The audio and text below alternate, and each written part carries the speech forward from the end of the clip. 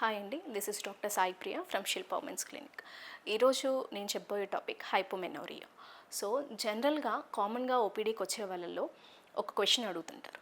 So 1.5 year ముందు మాకు cycles బాగున్నాయి, బ్లీడింగ్ కూడా ఒక 2-3 days అవుతుంది, బట్ ఈ సైకిల్స్ జనరల్గా 2 to 3 సైకిల్స్ నుంచి బ్లీడింగ్ అనేది మాకు 1 dayనే 1.5 dayనే అవుతుంది, ఏమన్నా ఇష్యూనా, మేజర్ ప్రాబ్లం ఏమన్నా ఉంటుందా అని అడుగుతారు. సో జనరల్గా బ్లీడింగ్ స్టేటస్ మన బాడీలో ఈ పీరియడ్స్ టైంలో ఎలా కన్సిడర్ చేస్తాము అంటే బేస్డ్ ఆన్ యూటరస్లో ఉన్న ఎండోమెట్రియం లైనింగ్ మీద డిపెండ్ అవుతుంది.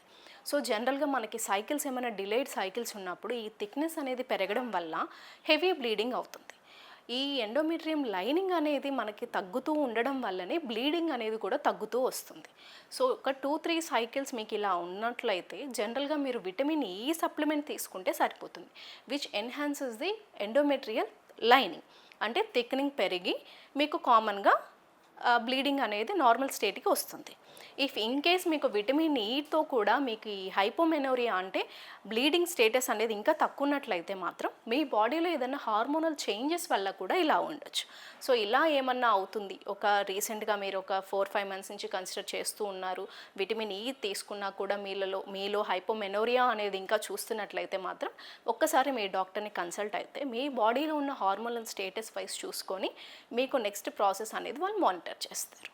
Thank you.